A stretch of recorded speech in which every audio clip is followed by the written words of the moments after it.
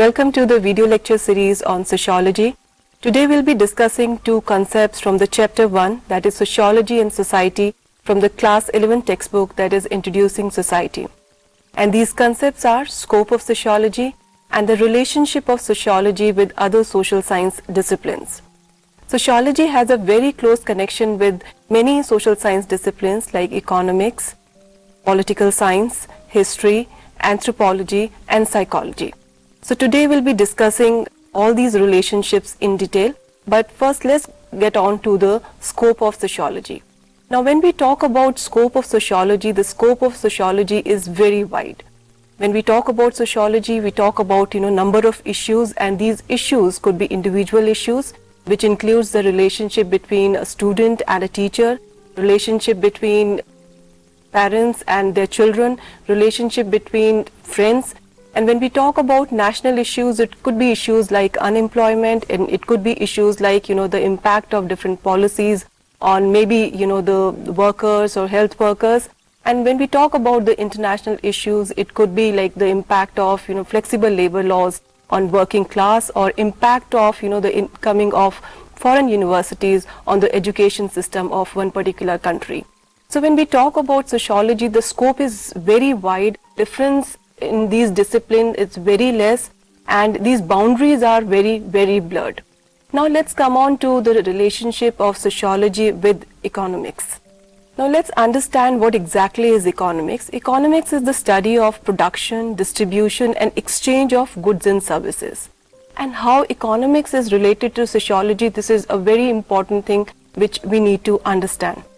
Now when we talk about economics, the objective of economic analysis is to formulate precise laws of economic behavior. This is what economics talks about. It talks about the precise laws of economic behavior. Whereas when we talk about sociological approach, they look at this economic behavior and in the context of social norms, values, and interest. Now let's take an example. When we talk about advertising, we say that we'll spend this much of amount on advertising because we want this percentage of profit. But when we talk about sociological perspective into this, they look at advertising as the impact of advertising on the lifestyle, the impact of advertising on how these people, they are trying to sell different images. This is how sociology study advertising phenomena. So this is the difference. And when we talk about economics, it deal with only those relationships which are economic in nature, and the sociology studies all kind of social relationships. Now economic usually provides technical solution, but when we talk about sociology, on the contrary, it does not provide any technical solution, but it encourages question and critical perspective. And here the role of economic sociology comes in, because we have to question and we have to have the critical perspective on the various things. It's not only the technical solution of things, how we have to achieve certain means or certain goals. So in sociology, actually the sociologists, they question the desirability of that goal also. Now let's come on to sociology and political science. When we talk about political science, the political science, as we know that it's the science of studying state. Now when we talk about the conventional politics, the politics which was studied earlier, the focus of conventional politics was on two major things. One was the political theory, and the second one was on the administration. And in both these issues, the political behavior was neglected. And this is what sociologists are interested in.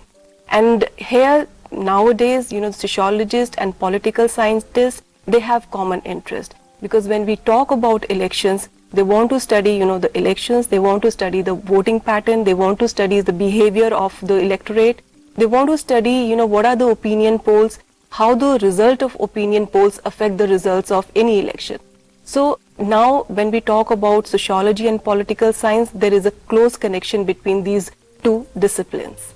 The major difference between sociology and political science, sociology is devoted to the study of all aspects of society, whereas when we talk about political science, it is restricted to the study of power as embodied in any formal organization. So they talk about power, they study power. Sociology stress the interrelationship between the sets of institutions, including government. But when we talk about political science, it tends to turn attention towards the processes within the government. These are the two major differences between sociology and political science. Now, when we talk about political sociology, the political sociology studies the behavior of the people, the political behavior of the people, how they behave, in one particular political situation, how they associate themselves with the different political parties. And this is, the study and the focus of study of political sociology. Now let's talk about the relationship of sociology and history. Now history is the subject that you have been reading and studying for quite some time, but sociology is a new subject for you. And you all know that history is the reconstruction of man's past, is a record of the human past. And historians are interested in what happened at a one particular time in the past. And we gather this data, and the historians gather this data from variety of sources.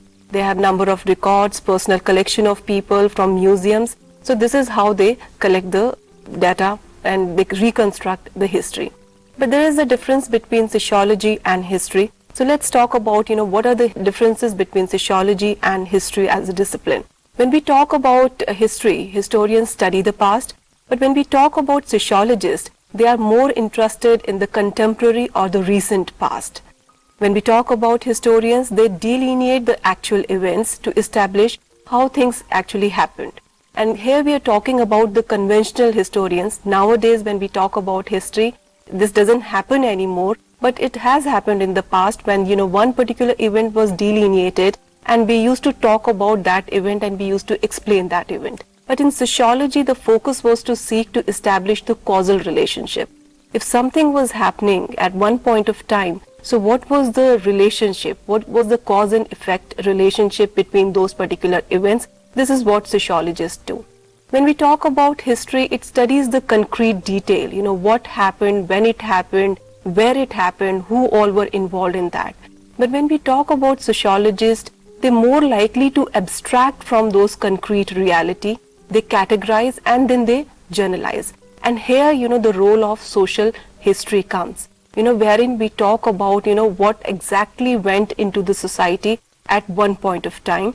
But when we talk about sociologists, but they are more concentrated to the contemporary or the recent past rather than, the long time back study of certain phenomena. Now let's come on to sociology and psychology. Psychology, as we know that it's a science of behavior. It involves itself primarily with the individual.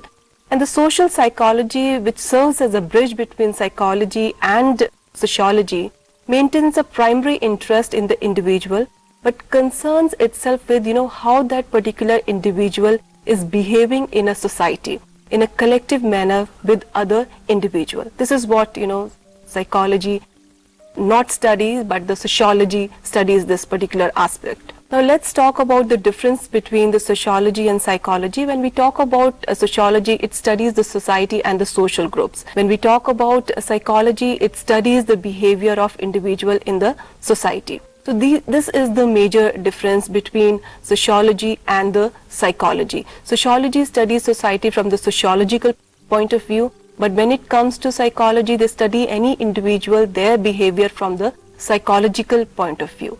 So this is the major differences. But yes, when we talk about sociology, they talks about an individual, but his relationship with others in the society. Now coming on to sociology and anthropology. Anthropology is actually, the word is made up of two Greek words. Anthropos means a man and the logos means study. So it's a study of man's behavior and the way man behave in a society and his work, and this is what the scope of anthropology is. Now when we talk about sociology and social anthropology, and when we talk about anthropology, there are a number of sub-disciplines of anthropology. There is a physical anthropology, which talks about the physical characteristics of the different people, and they say that large amount of information can be gathered by the physical characteristics of the people and a different race and human beings. Then there is a cultural anthropology, which talks about the culture, material or non-material culture of the past. So what are the differences between the sociology and social anthropology? And here I would like to tell you that many sociologists said that when we talk about sociology and social anthropology, these two are almost the same, and these are also termed as twin sisters. Now, little bit of differences are there, so let's find out what those differences are. Sociology is the study of modern civilized and complex society, whereas when we talk about anthropology, it concerns with an uncivilized or primitive and non-literate societies. When we talk about sociologists, they study small as well as large group, but when we talk about anthropology, they studies primarily a very small group.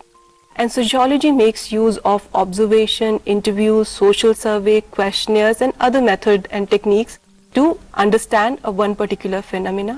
But when we talk about anthropologists, they usually go to one particular place, that primitive place, they stay with those pre-literate people, and then they conduct their study.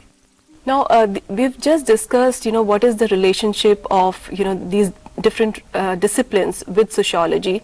We talked about sociology and economics, we talked about sociology and political science, we talked about sociology and history, we talked about sociology and anthropology and sociology and psychology. And from these relationships emerged various disciplines, like we talked about economic sociology, we talked about cultural sociology, we talked about social anthropology. These are the sub-disciplines which emerged because there is a close connection between all these disciplines. Now we have just learnt about it, and there are number of resources, there are number of books from which you can learn more about all these things. There is one book by which is called Principles of Economic Sociology. The book is written by Richard, and you can go through that particular book if you want to know more about the economic sociology.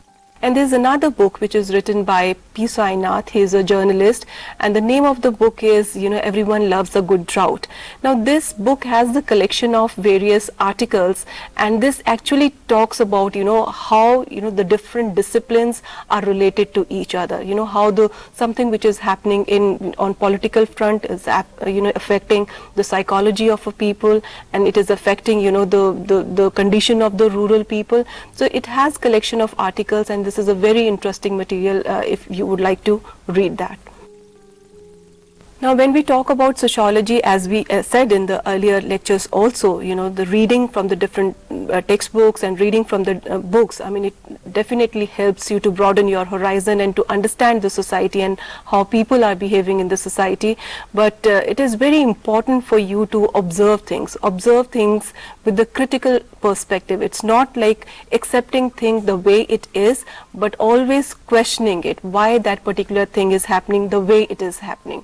And observe and share these findings and these observations with us. We have created a Google group for you. You can post in your observation. You can post in your, if you feel that you've conducted a small little study, you want to share those findings with us, you can do that. So as a sociologist and as a budding sociologist, we expect from you to keep observing and keep sharing. That's all for now.